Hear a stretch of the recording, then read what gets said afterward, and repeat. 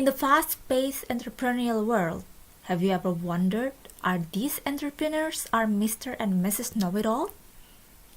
Do these people have business and management degrees? How do they learn so many things? Or maybe they just pretend to know everything. How are they so competent in managing people and getting so much money, making their business profitable from time to time? In the dynamic world of entrepreneurship, success is more than just an outcome. It's a journey filled with moments of triumph and turbulence. This video will explore the role of critical reflection in entrepreneurial learning, focusing on discontinuous events as triggers for higher level learning, through the lens of research by John Cole in his article entitled Entrepreneurial Learning and Critical Reflection, Discontinuous Events as Triggers for Higher Level Learning. Richard Branson, Mark Zuckerberg, Oprah Winfrey, Jeff Bezos, Elon Musk are names that might be familiar for becoming successful entrepreneurs. They change our world today. But have you ever wondered how entrepreneurs who are always busy working on so many things, but at the same time need capabilities to manage those things, can actually learn? There's a conceptualization called entrepreneurial learning that emphasizes how in nature and its process there is a mixture between investment of self and personal exposure, where the investment of self relates to how these entrepreneurs committed emotionally and financially, to personal exposure, which connects with small business ownership. And interestingly, studies also show that entrepreneurs are action-oriented, and much of their learning is experientially based. So yeah, if you're into entrepreneurship, be prepared also to learn by doing. So it's not all about money, it's also learning. For instance, some events or episodes contribute to the process of entrepreneurial learning and influence the way entrepreneurs approach life and work, like when they react to opportunities that came to them and problems they experience during their entrepreneurial journey. However, entrepreneurs not only learn through events, but also invest their time in constant learning and developing themselves as they manage their business through routinized and habitual activity. So entrepreneurial learning, habitual or not, is important for the growth of business and managing discontinuous events. Oh, hi. Yeah, I just had an exit interview with Remy, the software engineer. Yeah, she got a really great offer from other companies, higher salary, more compelling benefit. But also she felt like, underappreciated. Her ideas, her work, her innovation, she felt unheard by us. No, yeah, I see.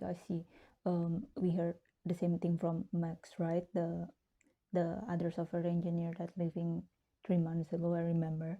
Okay, we have a problem here. Just book my calendar and let's have meeting. Let's have a chat to discuss about this. Maybe we need adjustment for our employees here. Okay? Alright, okay, cool. Okay, Q for the boss, and yeah, boss understands the critical reflection. Let's read this quote. We don't see things as they are, we see them as we are. Wow, what a powerful quote from Anna Isnin. I would say that this quote pictured what is critical reflection itself.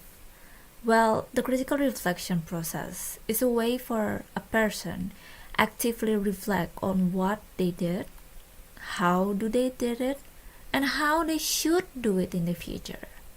So it's a very personal learning experience where that person takes time to engage with their thoughts, feelings, and experiences.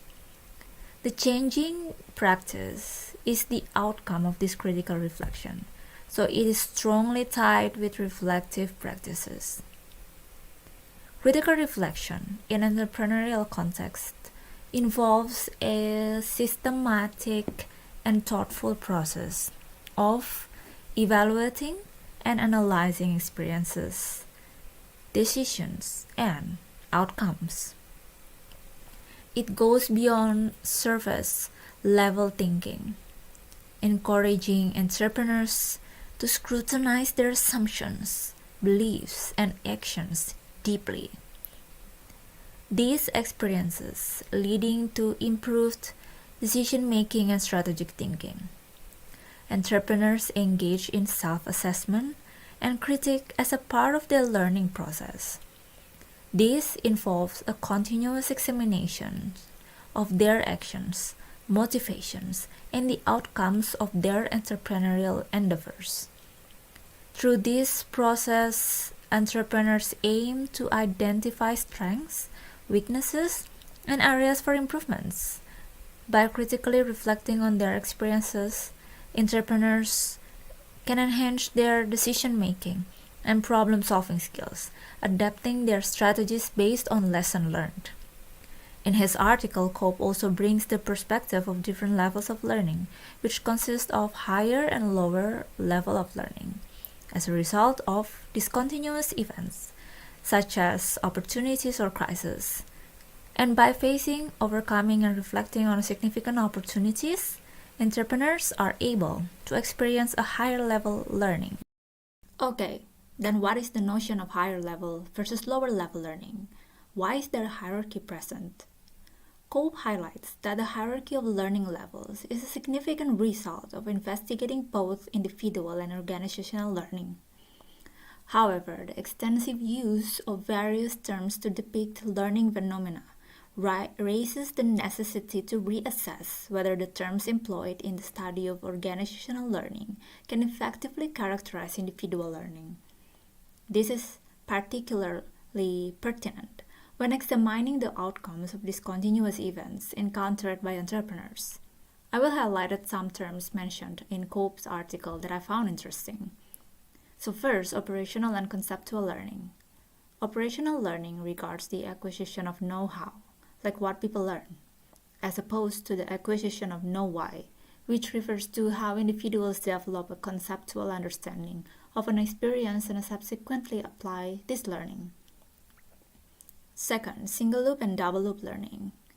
Single loop learning is depicted as a more adaptive form of learning, which may challenge and thereby correct or modify an individual's or an organization's existing strategies and assumptions, while double loop learning has the capacity to fundamentally change an individual's theories for action, thereby creating entirely new assumptions and strategies for effective action.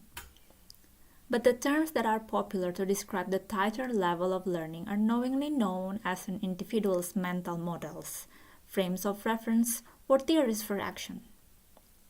It is described that a mental model represents a representation or simplification of an individual's view of the world, which includes their knowledge, beliefs, and experiences, as well as their implicit and explicit understanding. Also taking Mazzuro's perspective on what he called meaning perspective. Meaning perspective is an individual's meaning perspectives represent perceptual and conceptual frameworks that form, limit, and distort how we think, believe, and feel, and how, what, when, and why we learn. Expanding upon these viewpoints, Coe highlighted crucial aspects when recognizing discontinuous events as a noteworthy mechanism for entrepreneurial learning.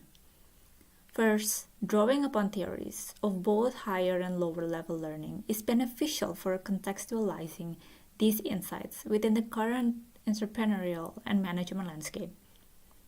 Second, explore how these events have the potential to stimulate higher level learning, given the intricate relationship between learning and subsequent action.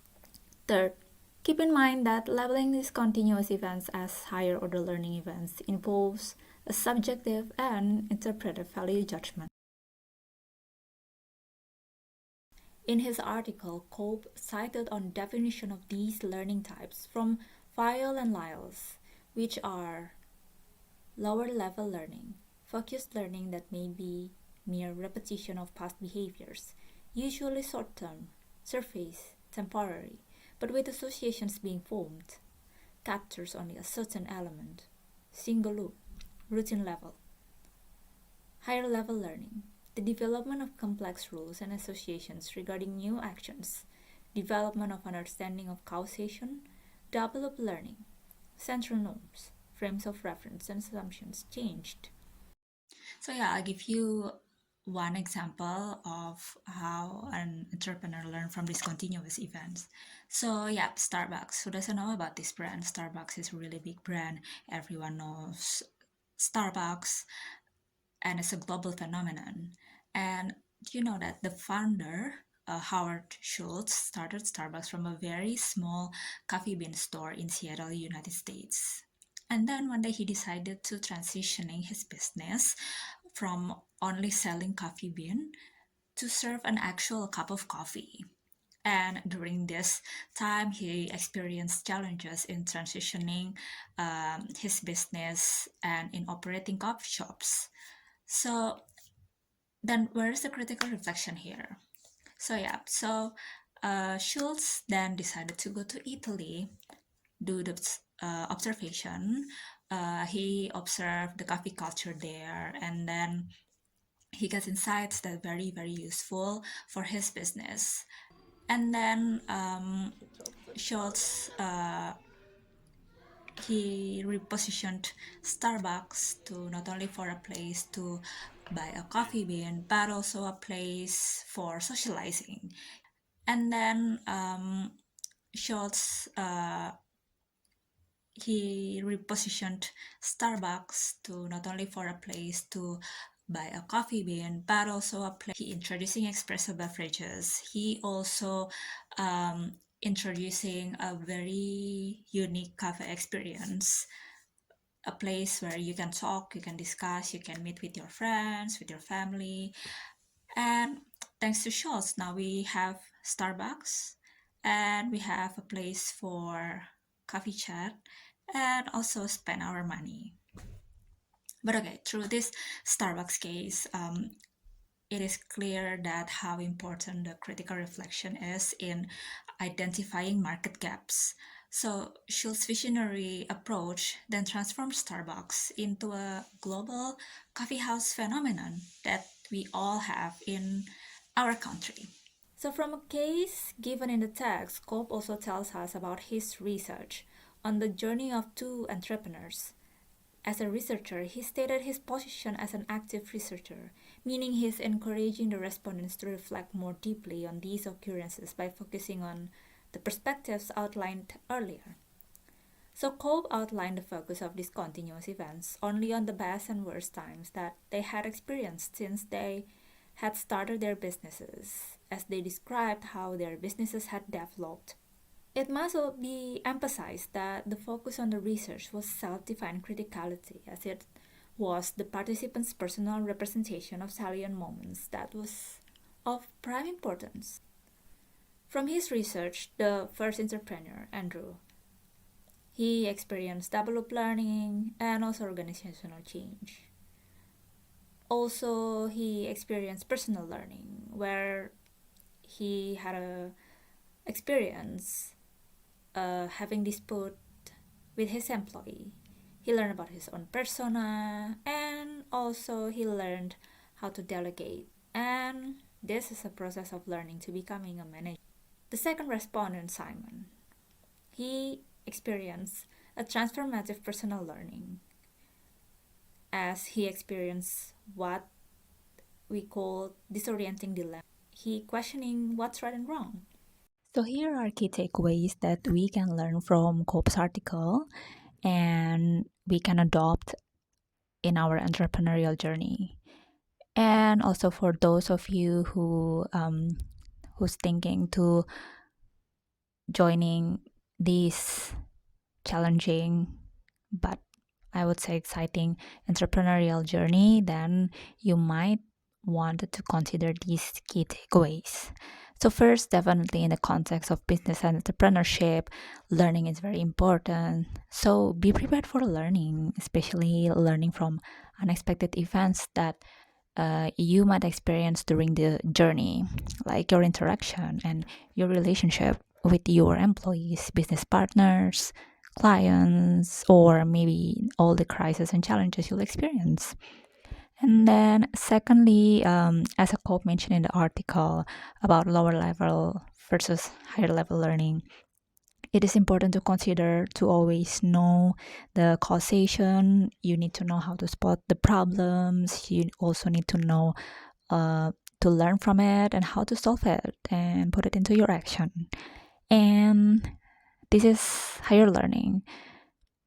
And because lower learning is described when you're repeating mistakes, I would say that documenting everything is very important. You can document on your notes. You can have like entrepreneurial diary.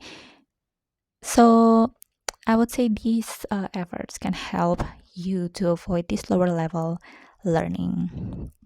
And third, and the most important thing I would say, and of course it's a difficult one, is doing the critical reflection, because critical reflection needs some time and you need to practice it a lot. And then I would say that what's the point of documenting everything when you're not reflecting on it? But this operation is definitely time consuming. So um, set aside a time to block a calendar and dedicate like an hour a day or maybe like weekly schedule for you to critically reflect on your own behavior as an entrepreneur and also your interactions probably with your colleagues, employees, and also reflecting on your failure and your mistakes and re-strategizing everything. I would say it's very important to do, and also need to plan your improvements and what you'll do in the future.